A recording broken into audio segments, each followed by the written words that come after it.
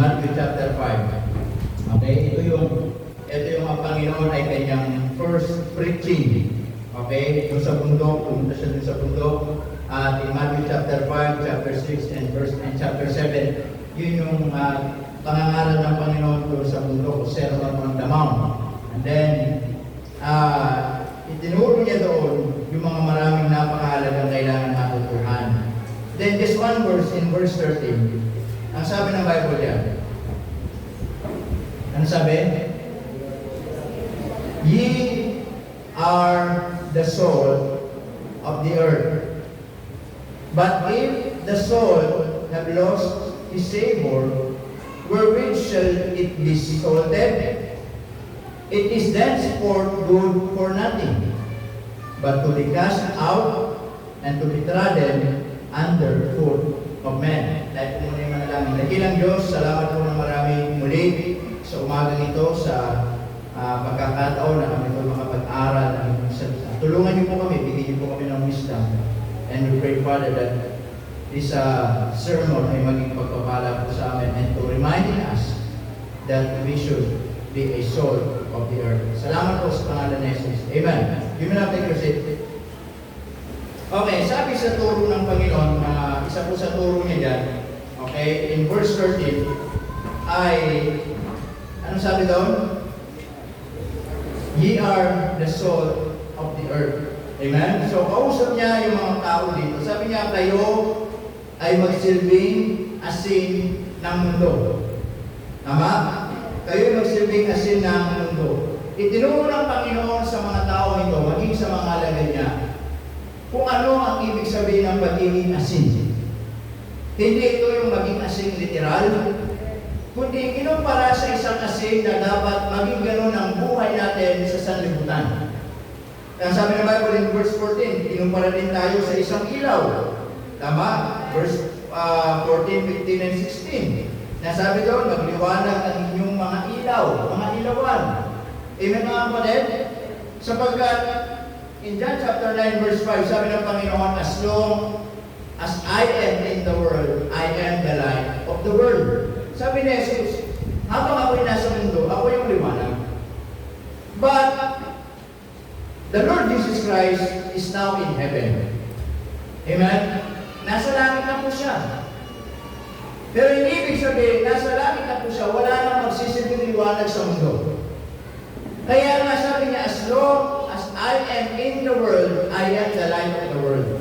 That's why when Jesus came, ay inasa niya sa atin yung liwanag. At bilang mananampalataya, nais ng Diyos sa atin ay magliwanag. Amen mga kapatid? Kaya sabi na 16, let your light so shine before men. Wala pong liwanag na tinatago. Wala pong liwanag na, mga kapatid, ay paglalakad ka sa kadiliman, sa iyong sa daan, at pagkatapos yung liwanag na flashlight mo, dala-dala mo ay hindi mo bubuksan at papatayin mo o kaya itatago mo. Amen mga kapatid? Kasi po, ikinumpara itong mundong ito sa isang mundong madilim. Amen? This world is full of sin, full of darkness. Amen mga kapatid? Makasalanan, madilim, at kailangan mayroong mga taong magsisilbing liwanag. Amen? Yung mga taong nakakilala kay Kristo bilang kanilang Panginoon, sariling tagapagligtas, sila yung magsisilbing liwanag. Lalo na sa mga taong wala pang liwanag sa buhay. Amen. Mga taong hindi pa nakakasumpong ng kaliwanagan mula sa ating Panginoong Jesucristo. Kaya nga sabi doon, let your light so shine before men. Amen po ba? Kaya po nabubuhay tayo sa mundong hindi na po pabuti, kundi masama, madilim. Amen mga kapatid? Meron nga akong kilala. Nag-order ng t-shirt sa online. Nang order, nakita daw niya mura 299, tatlo na. Ang tatak, Hanes. Kasi mura na yan, Hanes ang brand. Nag-order siya. Eh, tama-tama, nandun ako nung dumating. Alam niyo ang dumating, pagbukulan niya, tama nga naman eh. Ang dumating, basa Hanes. Puro mga basahin, yung panglagay lang dito. At least 5, 3 na yung order mo, 5 nga dumating. Hindi ka nalugi. Pero na dumating. Pero order na t-shirt, pambira. Ibig sabihin, ang mood natin, madaming scammer, ano? Pambira yan. O, yung isa nag-order ng magandang relo, iba dumating.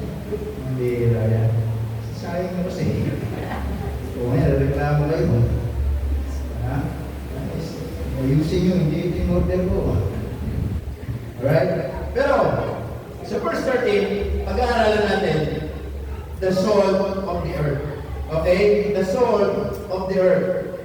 Napakahalaga po ng asin, mga kapatid.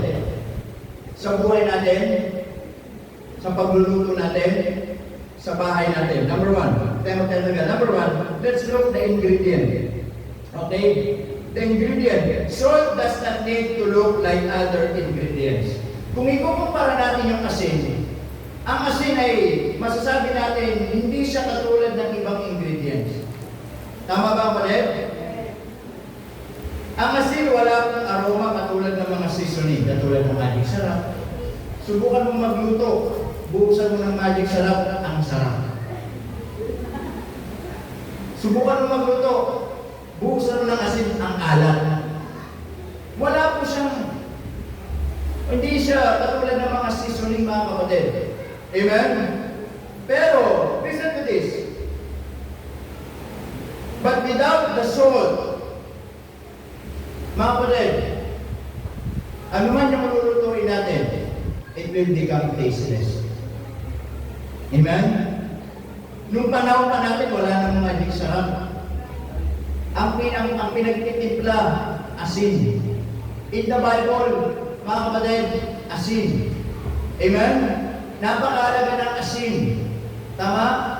Ang asin, ito po ay, kung titignan natin, napakaliit. Wala pong, hindi mo siya ikukumpara sa mga seasoning na talaga pag tinaktak mo ay sasarap na yun. Tama? Pero kasi, napakasimple lang. Amen? Yun lang yung ingredients niya. Asin lang. Pero pag walang asin, mayroon pagtimpla ng pagkain. Tama po ba? Subukan mo sa Ilocano ay tawag dito, sa amin kasi, halimbawa yung bulang lang. Ano ba sa Ilocano sa inyo? Dinigdig. Walang nagbubulang lang na inilalagay magic sarap. Masisira yung pagkabulang lang ng yung pagkadinigdig. Asin lang. Napakuluan mo lang yung mga gulay na yan. Pag kumulo na yan, asin lang, andun na yung lasa. Pero kung hindi mo lalagyan ng asin yun, wala na lasa yun. Tama nga ulit? Ang asin, hindi po siya katulad po ng mga ingredients na pinapadaan sa mga factory. Kailangan, mayroong mga factory na gagawa, ganyan-ganyan, para hindi mo siya ikukumpara sa patis, hindi mo siya maikukumpara sa magic sarap, o ng mga seasoning. Ang asin, yung ingredients niya is so simple. Kukuha lang ng tubig sa dagat, patutuyuin, dudurugin, asin na. Amen po ba mga kapatid? Yun lang yung ingredients niya. It's so simple. It's genuine process. Diba? Halimbawa, yung mga taga-Pangasinan, dyan yung babagoong eh. Diba? Ay, Brother Ernest, mahalan talaga yan. Diba? Brother Ernest, Pangasinan kayo? At saka si Sir Melanie. Diba? Doon yung paggawa ng asin sa Pangasinan. Ang paggawa doon ay pispan na malalaki. Yung malawak, kukuha ng tubig sa dagat. Bubuhos doon. Patutuyuin. Pag nagbubunin, dudurugin. Yun na, asin na yun. Diba? Nalaro, ng bata ako, kaya doon naging maalat kasi may dalawang higante daw. Naglalakad, tumawid sa dagat, natumba yung isa, may buhat sila mga kasi tumalat ang dagat. Hindi po, nilikanan ko siya. Amen mga kapatid? Kaya yung dagat, maalat. Dito sa Laguna, matabang. Okay, dagat sa Panginoon. Pero ganoon lang yung process. Tama? Kukuha ng halimbawa, tubig sa dagat, patutuyin, pag natuyo, dudurugin din. Asin na yun. And then, nandun yung alat. Amen mga kapatid? Now, it's so simple for us mga kapatid, for us to become the salt of the earth, it's so simple and one way para maging asin tayo ng mundo. Alam niyo kung ano po yun? Kailangan muna natin makakilala sa Panginoon. There is no other ingredients for you to become a salt of the earth. You need to know about the Lord Jesus Christ. Amen? There is no other ingredients in salvation. Hindi po pananampalataya, then gumawa ng mabuti, sumunod sa mga kautusan, maging religyoso. Amen mga kapatid? All of those things, we can say those things are good. Walang masamang maging religyoso. Walang masamang gumawa ng mabuti, dapat lang. Amen? Walang masamang maging mayaman, tumulong sa mga nangangailangan. Those things are good. But when it comes to go to heaven, those things are not the ingredients para makarating sa langit. The only ingredient for you to become a child of God and to become the salt of the earth is to know about the Lord Jesus Christ. And who is the Lord Jesus Christ? The Bible says, mga kapatid, siya po isinugo ng Diyos dito sa lupa. Namatay sa krus ng Kalbaryo. Ako'y ng ating mga kasalanan. Ang sabi ng Bible, siya po'y namatay, na ilibing, pagkalipas ng 3 araw, siya po'y nabuhay pumuli. And what a person do? Sabi ng Bible, sumampalataya ka kay Jesus. Tanggapin mo siya sa puso mo bilang Panginoon at Tagapagligtas. Maniligtas. Amen mga kapatid? There is no, wala na pong ibang proseso. Wala na pong ibang ingredients para maging asin ng isang libutan, para maging anak ng Diyos. Kailangan lang kilalanin mo na ito ay makasalanan at tanggapin mo si Jesus sa puso mo bilang Panginoon at Tagapagligtas. At sabi ng Diyos, ito ay magiging anak ng Diyos. Amen mga kapatid? And the best day, the best time na kailangan na gawin ng tao yun, ngayon. Sabi ng Bible, wala nakakala ng bukas. Amen? You can make your plan. Pero maaari baka hindi mo na magawa yung plan. Amen? Kaya po, the only chance na meron ng tao para maging anak ng Diyos is habang nabubuhay siya. Because after this life, there is no another life. Amen mga kapatid? Meron pong langit, meron pong impyerno. So, ang asin po ay isa lang pong ingredient. Hindi po katulad ng mga ibang seasoning. Halo ng haluan. Amen mga kapatid? At salamat sa Diyos, ang asin, wala man siyang ibang mga aroma katulad ng mga ibang seasoning. Pero kung wala asin, hindi sasarap ang lulutuin ng mga mahilig magluto. Amen mga kapatid? Napaka-importante ng asin. Minsan, binabaliwala natin ang asin. Kasi marami nang dumating, may sarap, yung nor sarap, nor cubes. Ano ba? Chicken cubes. Di ba? Amen po ba? Pero ang asin ay napaka-importante. Amen mga kapatid? Now, ang sabi ng Bible sa verse 13, "You are the salt of the earth, but if the salt have lost its savor." At kung yung asin daw, ano sabi ng Bible dyan? Mawala yung lasa. Therewith shall be salted. Ito ba'y magiging maalat? Then ang sabi, it is thenceforth good nothing. Kung yung asin mawawala ng alat, may pakinabang ka ba? Ang asin kailanman hindi tatamis yan. Ang asin kailanman hindi aasin yan. Pero ang asin pwedeng mawala yung alat niya. At kung mawala yung alat niya, may pakinabang pa ba ang asin? Ang sabi ng Bible dito, kung ang asin ay mawalan po ng lasa, ano sabi doon? Mas may ipang itapon na lang at tapak-tapakan na lang ng tao. Amen mga kapatid? The point is this, kung mawawala po yung pagiging asin natin sa mundo, your life and being a Christian will become useless. Ano bang halaga ng pagiging Krisyano mo? Ano bang halaga ng pagiging anak ng Diyos natin na kilala tayo dito sa lupa? Kung mawawala yung alam natin sa mga ibang tao. Amen mga kapatid? Kaya nga kung asin, sabi dito, kung mawalan daw po ito ng alat, wala nang pakinabang. Amen? Walang pakinabang. Then the next thing, not only the ingredient but also the impact. Okay, the impact. Men of true impact don't fight for position. Amen mga kapatid? Men of true impact don't fight for position. Their results speak for them, not for their propaganda. Listen to me. You don't need to shout to be heard. People keep quiet to listen to intelligent people. Amen mga kapatid? Alam niyo yung asin. Ang sabi ng Bible yan, kung mawala yung alam niya, wala na po itong anong sabi doon? Pakinabang. Amen? Now, nakakita na pa kayo ng asin mga kapatid na binibenta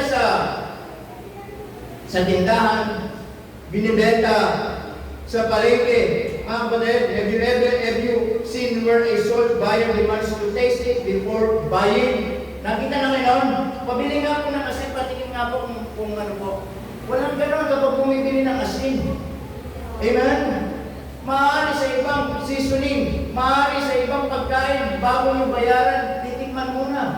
Bibili ka ng prutas. Amen? Bibili ka ng kalahating kilong halimbawa, rambutan. Siyempre, kailangan mo munang malaman kung matamis. Titikim ka muna ngayon ng mga isang kilong tikiman. Minsan may mga gano'n eh. Ha? Oo, may mga gano'n ha. Yung ang dami ng natikman, tapos ang bibilin ka natin, kilo lang pala. Hindi lang naman. Pero wala akong gano'ng nagtitinda na o bumibili ng asin. Kasi alam talaga yung asin, maalat yan. Tama po ba mga kapatid? Kaya po, ay sabi ng Bible dyan, kung mawawala yung alat ng asin, ito po'y walang halaga. Now, the impact of the salt, mga kapatid, ay napaka-importante sa buhay po natin. Amen? Now, saan ba ginagamit ang asin? Saan madalas? Hindi lang sa pagluluto. Hindi lang sa pagluluto. Not only to give savor, hindi lang po doon. Hindi ba ginagamit ang asin, mga kapatid, for preservation? Amen? Amen. In Bible text, wala namang yelo-yelo eh. Ngayon yung mga mangingisda, kailangan magdala sila ng mga bloke ng yelo para pag pumulay sila ng isang buwan. Lahat ng huli nandun nila. Tapos lalagyan naman namin yelo para pag balik sa dalampasigan ay fresh pa din. Eh paano kung walang yelo? Eh yung asin ay ginagamit eh. Meron pa dito nagpiprito ng isang hindi nilalagyan ng asin? Meron pa dito nagpiprito ng galunggong at bibubudbud ay magic sarap? Sino nagawa mo? Meron ba? Walang nagawa mo. Ang halos na nilalagay, di ba? Anong sabi? Ha? Asin. Bakit? Bakit nilalagay yung asin? Ha? Bakit nilalagay yung asin pag nagluluto? Of course, para lumabas yung lasa ng isda. Amen mga kapatid? Para lumabas yung lasa ng isda, para yung asin, bibigyan niya ng savor yung isda na yun, and then, para pang talagang match na match sila, para pag kinain ng isda, hindi malansa, hindi maamoy. Tama? Yung talagang pag kinain mo nandun yung sarap. Pero kung magpiprito ka walang asin, minsan, pag nakakabili ka pa naman ng isda, may surprise na. Yung pulang-pula na. Tama? Yung pag tinanggal mo yung asa ay tanggal na pati dilig sa sobrang lambot ng laman. O, di ba? Hindi lang po to give savor mga kapatid, but also for preservation. Amen? Sa Bible, kami yung ginagamit nila para i-preserve nila. Para bakit? Hindi po masira. Hindi masira. Tama? Hindi masira yung pagkain, hindi masira yung isda, hindi masira kung anuman. Kasi pinipreserve. Para pwede pang kainin pag niluto ay para pang-preserve siya. Naintindihan po natin? Amen. Now, bakit sinabi po dito tayo ay mga asin?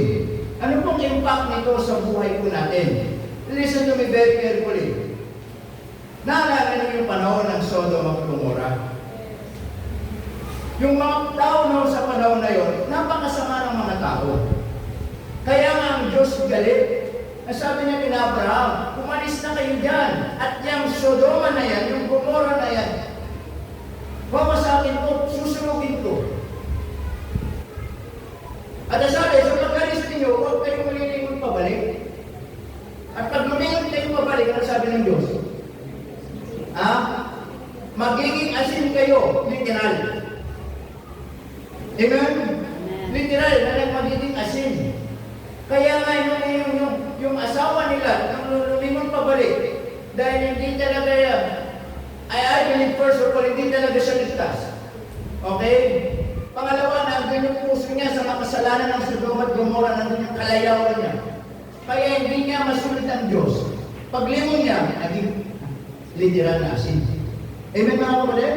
Alam niyo, salamat sa Diyos sa panahon ngayon. Yung mga lumalayo sa Panginoon, hindi na naging literal na asin.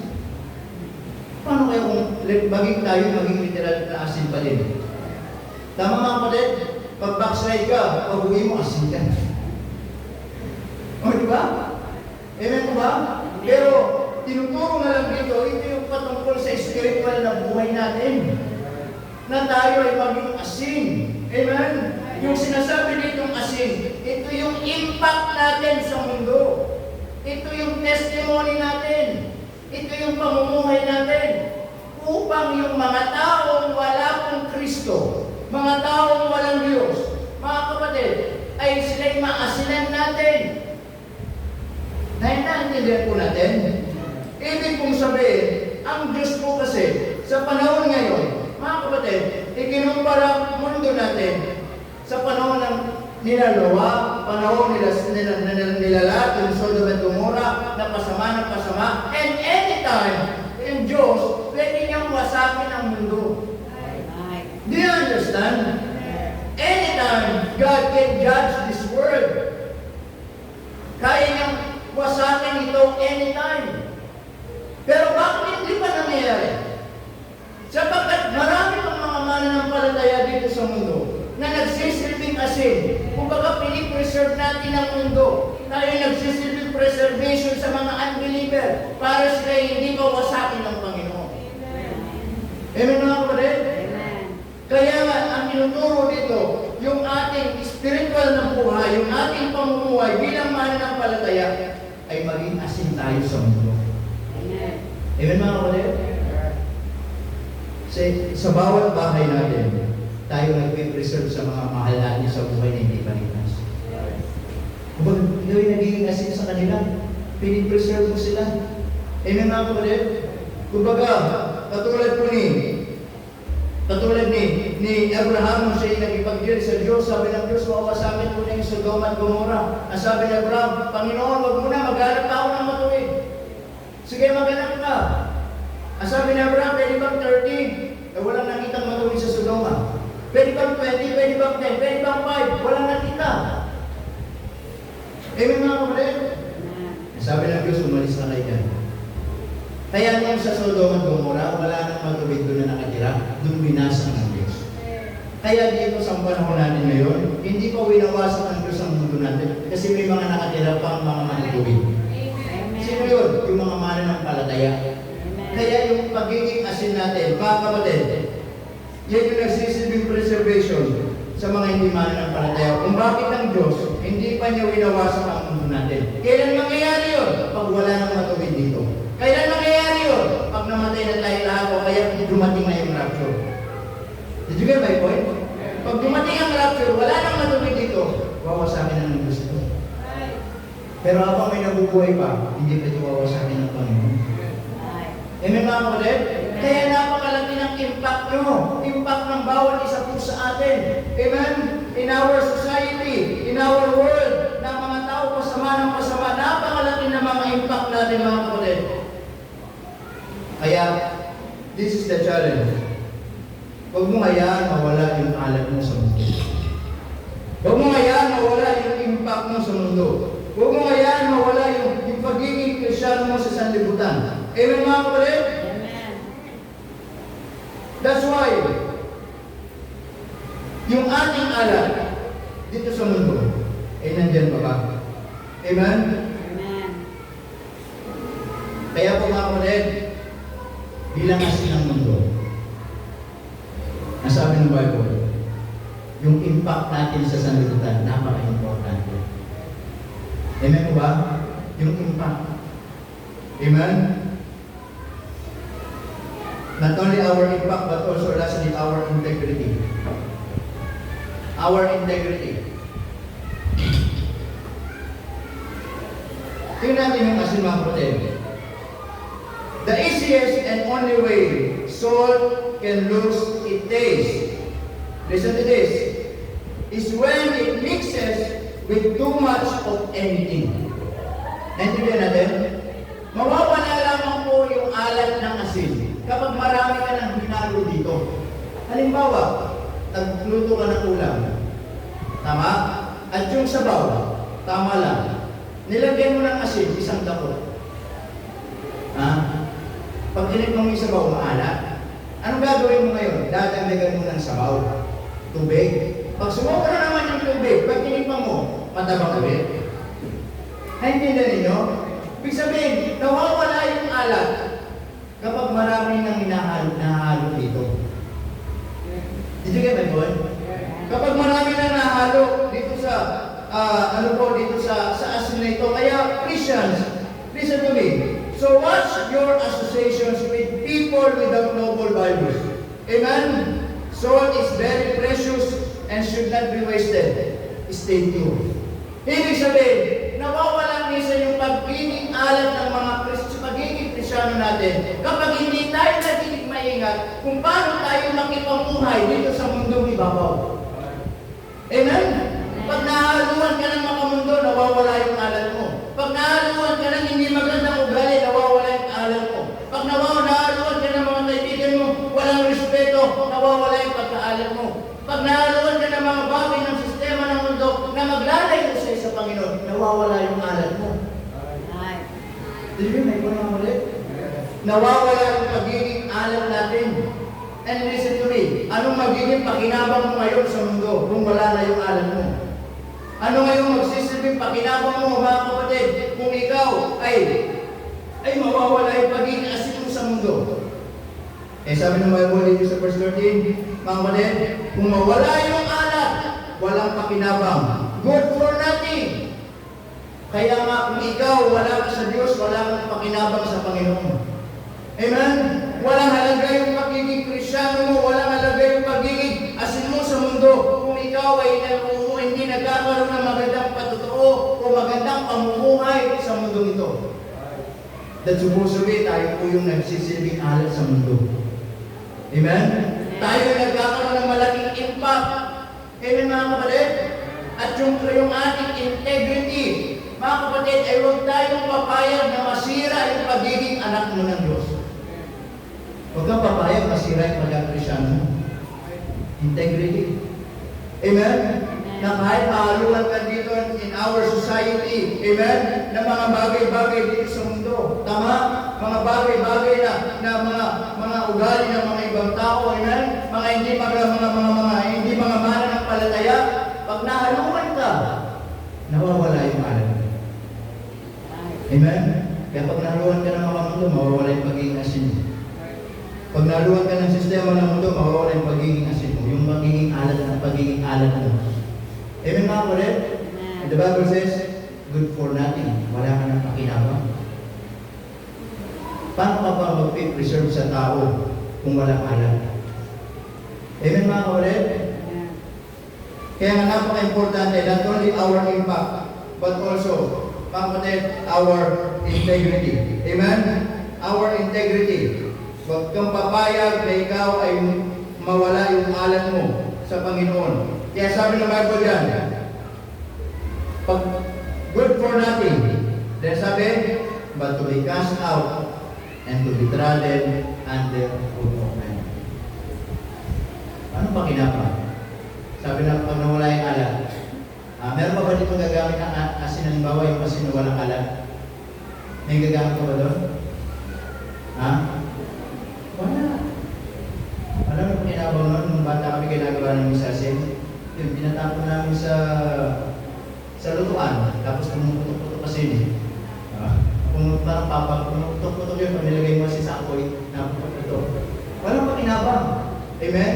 Pero ba dito magluluto at alam mo yung asin wala nang alat, ilalagay mo ba para magkaroon ng lasa? Hindi ba wala? That is what exactly tinuturo ng Diyos sa atin. Na kung tayo ay mawala yung alat natin sa mundo, wala na tayong pakinabang. Paano tayo mag-preserve ng mga tao? Paano tayo magkakaroon ng magiging magandang testimony? Paano tayo makikilala isang mabuting mananampalataya? Amen mga kapatid? Paano natin magdadala yung mga mahal natin sa buhay na wala sa Panginoon?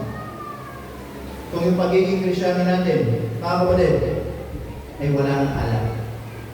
Kaya sabi ko, stay pure. Integrity. Amen mga kapatid? Na kahit ano bang ialok ng mundo sa buhay natin, kahit anong gusto ng mundong isiksik sa utak natin, amen? Young people, kahit anong gusto ng mundo ito ilagay sa inyong mga puso, ilagay sa mga isip ninyo, nalalayo kayo sa Diyos, at magiging rebelde kayo sa Panginoon, magiging rebelde kayo sa mga magulang ninyo, manindigan kayo sa integrity ninyo. Amen? Manatili kayong maging mabuting kabataan. Huwag kayong kilalang Krisyanong kabataan gastos sa magulang. Huwag kayong kilalang Krisyanong kabataan na sinungaling. Huwag kayong kilalang Krisyanong kabataan na hindi naglilingkod sa Panginoon. Amen? Huwag kayong kilalang Krisyanong kabataan na nagmumura. Stay your integrity. Naintindihan niyo mga kapatid? Nalala sila sa Shadrach, Meshach, and Abednego, tsaka si Daniel. Amen? Na sila'y gustong gawing pinuno at gusto sila'y gawing lumakas. Sabi, sige, kainin niyo kung anong kakainin ng hari. Kainin ninyo yung mga karne. Sabi ni Daniel, hindi namin kakainin yan. Nirefuse niya yung pagkain. Amen mga kapatid? Sabi ng eunuch, for 1 month, kailangan maging kagaya niyo kami. Matipuno, malakas. Tama? Kainin niyo yung mga baboy, yung dadali ka na sa Diyos, sa inyong mga training. Gagawin silang sundalo eh. Ano sabi ni Daniel? Hindi namin kakainin yan. Yung pagkain na binigay ng Diyos sa amin, yun ang kakainin namin. Ano sabi niya? Just give me 10 days. Sabi ni Daniel. Amen? Then after 10 days, nagulat yung eunuch doon sa result na pagkain nila. Amen mga kapatid? Bakit ano ba kinain nila Daniel? Milk tea, samyup. Hindi po. Kinain nila yung kinakain nila. Gulay, yung mga healthy, mga vegetable. But the result is this. 10 times better. Amen mga kapatid? Now the point is this. Whatever this world offers you, stay your integrity. Amen? Ano man i-offer ng mundong ito, manatili ka sa iyong integridad. Huwag kang papayag. Amen mga kapatid? Huwag tayong masisilaw sa mga bagay dito na inaalok ng mundo. Amen mga kapatid? Dahil baka mahaluan tayo ng mga bagay dito sa mundo. And one day, yung pagiging asin mo ng mundo, wala ka ng alat. Amen? At kapag wala ka ng alat, you are tasteless. At hindi ka na magbibigay ng savor, hindi ka na mag-preserve. Dahil sabi ng Bible, you are tasteless and useless. And ano pakinabang? Wala na tayong pakinabang. Naintindihan niyo mga kapatid? Kaya nga po paalala po ng banal na kasulatan sa atin. Nasabi dyan, ye are the salt of the earth. Kayo po ay magsilbing asin ng mundo. Na bilang asin ng mundo, magbigay tayo ng alat. Ibig sabihin, ipakita natin yung magandang testimony. Magandang ugali. Magandang pamumuhay. Na kung ikaw ay kilala bilang anak ng Diyos, makita ka anak ka ng Diyos. Amen po mga kapatid? Kung ikaw ay kilala na anak ng Diyos, dapat makilala ka na anak ng Diyos sa iyong pamumuhay. Amen? Dahil kapag nawala na yung alat na yan, sabi ng Bible, paano tayo gagamitin ng Diyos? kung wala na tayong alat. Amen? Ang sabi, thenceforth good for nothing, but to be cast out and to be trodden under what? Foot of men. Ibig sabihin, wala na kami nagawa. Amen? Now, for us to become a salt of the earth, the first thing is the ingredient. The ingredient is so simple. Mga kapatid, kilalanin mo ikaw yung makasalanan, kilalanin mo ang Panginoon sa buhay mo, at ikay magiging asin sa libutan. Amen? You will become a child of God. There is no other way going to heaven. Sabi ng Bible, John chapter 14, verse 6, I am the way, the truth, and the life, and no man cometh unto the Father but by me. Amen, mga kapatid? Ako ang daan, katotohanan ng buhay. Walang sino man ang marunong sa Ama, kundi sa pamamagitan ko. So the only way going to heaven is none other the Lord Jesus Christ. Amen? Not your good works, not your religion, amen? Not our works or anything. So there is only one way, the Lord Jesus Christ. Not only the ingredient, but also the impact. Amen? Kaya po, hindi pa sinisira ng Diyos ang mundo nito. Kasi tayo sisilbing asin ng mundo. Tama? Ipakita natin yung impact natin sa mundo. Ipakilala natin yung pagiging Kristyano natin. Ipakilala nyo yung pagiging kabataang Kristyano nyo sa inyong mga eskwelahan. Ipakilala nyo yung pagiging Kristyano ninyong mga trabahador o nagtatrabaho sa inyong mga tinatrabaho. Ipakilala nyo sa kanila na kayong magsilbing asin sa kanila. Yung impact ninyo napaka-importante. Amen, mga kapatid?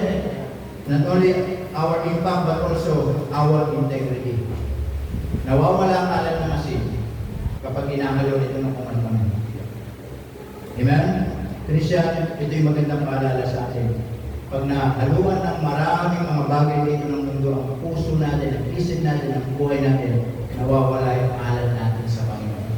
Yung pagiging especially yung pagiging magandang katotoo natin. Amen? Kaya no matter what this world offers, i-offer sa'yo, huwag kang papayag, baguhin ka ng mundo. Amen? Huwag kang papayag, listen to me, baguhin ka ng kayamanan. Huwag kang papayag, baguhin ng pera yung ugali mo. Huwag kang papayag, baguhin ng sistema ng mundo, yung dati ikay mabuting Kristyano. Amen? Na dati, napakagala mo ngayon, wala ka ng gala. Dati, napaka-masunurin mo, hindi ka na masunurin. Dati, napaka-obedient mo ngayon, rebellion ka na. Huwag papayag. Tapos sasabihin mo, Kristyano ka, sasabihin mo, nagsisimba ka, sasabihin mo, pumupunta ka sa church, nabiling mo sa Panginoon, niloloko mo yung sarili mo. Nawawala yung alam, nawawala yung pagiging asin mo. Amen, mga kapatid? You will become useless. Amen? Stay on your integrity. Amen? Kahit anong gusto ng barkada mo sa'yo, panindigan mo, sabihin mo, ako'y Kristyano, hindi pwede. Tama mga kapatid? Ipakita mo sa kanila kung yung mga kaklase mo, nakikita mo, pag sumagot ay bara-bara. Pag sumagot, nagmumura, narinig mo nag-uusap, bastos yung mga nag-uusapan, huwag ka sumama. Di mo kailangan maging bastos para tanggapin ka nila. Di mo kailangan magmura para kaibiganin ka nila. Amen, mga kapatid? Di mo kailangan gawin yung ginagawa nila para magiging ka sa kanila. Stay on your integrity. Kasi kung magiging kagaya ka nila, sino magsisilbing asin sa kanila? Magiging pare-parehas na kayong walang makinabang bilang tao dito sa mundo. Sinayang mo yung magandang testimony sa kanila. Kaya ikaw magsisilbing asin sa mga tao nito. Amen? Ipakita mo yung kaibahan. Kaya nga, stay on your integrity. Amen, mga kapatid? Tayuan mo, panindigan mo. Kung sinasabi mo anak ka ng Diyos, ipakita mo sa kanila anak ka ng Diyos. Sinasabi mo, na kilala ka Kristyano, ipakita mo, Kristyano ka sa kanila. Amen po mga kapatid? Yung mga klase mo, tamad pumasok, okay pumasok mo. Tama? What the point is this?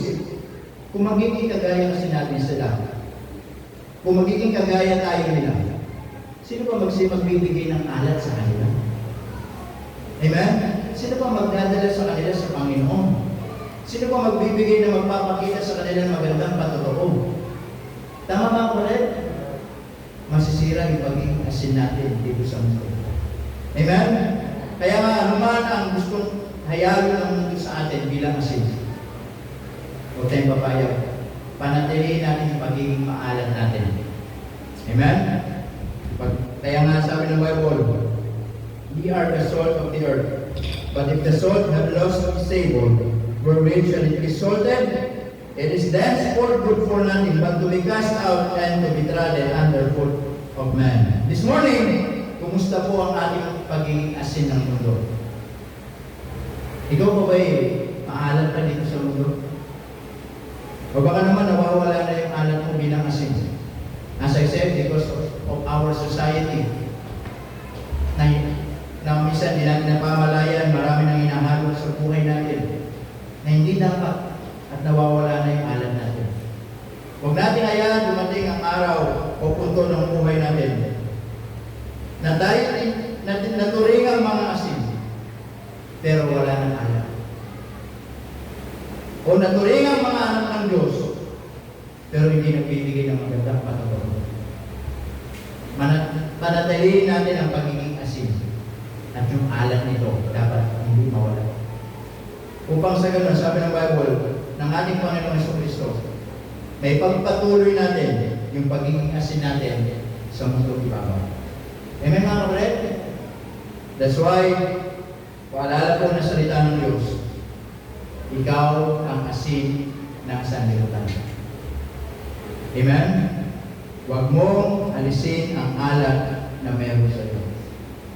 Dahil may gusto ka pa rin ng Panginoon na gamitin niya. Amen? Lahat mo natin tumayo. Dahil na lang, let's pray. Dakilang Diyos, maraming pong salamat sa umagang ito. Salamat po sa paalala for reminding us that we are the salt of the earth, Panginoon. Panginoon Diyos, salamat po sa mga paalala. Salamat po sa tunay na pagbutihan niyo sa buhay namin, Panginoon. Salamat po na kami ginawa ninyong asin, Panginoon Diyos. And what you want to us, na hindi namin maiwala yung savor, yung lasa, yung alat, especially dito sa mundo. Patawarin niyo kami, Panginoon, na minsan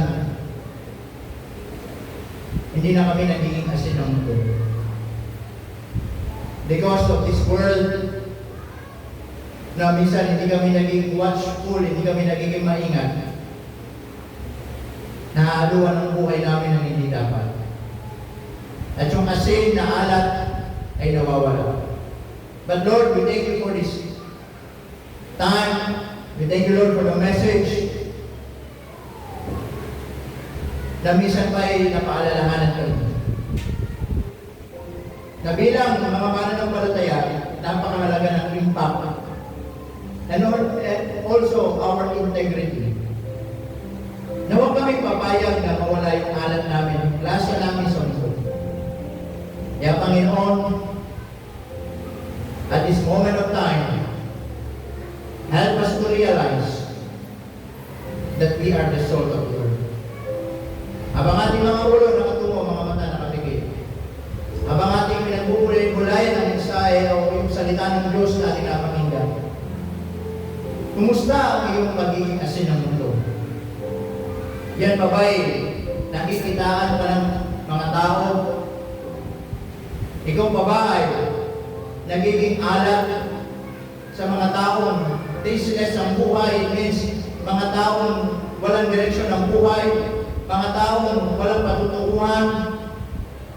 At sana ikaw ay magsilbing ingredient because of your good life, your good testimony, ay makita ng mga tao ito na ikaw ay anak ng Diyos.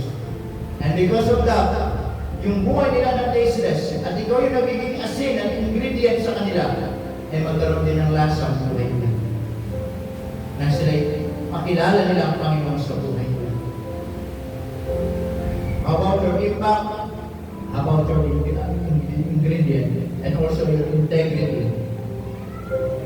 Kung ikaw ay kinausap ng Diyos, you can come, you can pray, you can talk to God at this moment of time. You can kneel, pwede ka lumuhod, manalangin sa Panginoon. Marahil nawawala na yung alat ng pagiging asin mo, Manalangin ka sa Diyos, Panginoon, ibalik ko po yung alak. Panginoon, ayaw ko po dumating yung araw na ako'y isang asin ng mundo, pero wala na po pala akong pakinabang. Pero ako, Panginoon, wala na po pala yung alak sa buhay ko. Kung yun ang panalangin mo, you can pray, you can come. Marami kayo nagsisilbing asin. Panalangin mo, Panginoon. Tulungan mo ko yung aking integrity na mapanatili ko yung pagiging asin ko sa mundo. Na kahit anong gawin ng sanlibutan, anong i-offer, anong ihalo ng mundo nito sa buhay ko, hindi ako papayag, Panginoon, na mawala yung alat sa buhay ko. Na ako, Panginoon, ay maninindigan sa pagiging Kristyano ko. Ako'y maninindigan sa pagiging asin ko. Maninindigan sa pagiging anak ng Diyos. Dahil kung ako'y magiging kagaya nila, sino bang magsisilbing pagbibigay ng alat sa kanila? Kaya, Panginoon, help me, help me. Kung yun ang prayer mo, help me, Lord. Na yung buhay ko maging magkaroon patuloy na maging magandang testimony. Yung aking buhay, yes, Lord, I'm not perfect. But Lord, tulungan mo ko yung buhay ko ay maging mabuting halimbawa. Na hindi ako magiging katitisuran. Na ako'y magiging pagpapala. Na ako'y mabubuhay ng maluluwalhati kayo. Mabubuhay na marunong makipagkapwa-tao, makitungo sa tao, makisama sa tao. Upang ang mga tao na ito makita nila na ako ay asin ng sanlibutan. Sabi ng Bible, kung mawala ang alat ng asin, it's good for nothing. Wala na kang halaga. Sana wag natin hayaan maging walang halaga ang buhay natin. Na ikaw ay anak ng Diyos and yet walang halaga. Na ikaw ay pupunta sa langit and yet hindi ka na pinakikinabangan dito sa lupa. Nakakalungkot. Kaya sabi ng Panginoon, kayo ang asin ng sanlibutan. Bigyan nyo ng alat ang mga taong ang buhay nila ay walang lasa. At yan ay sa pamamagitan ng inyong mabuting pamumuhay dito sa lupa. Panginoon, salamat po sa paalala. Muna nga na napakabuti ninyo.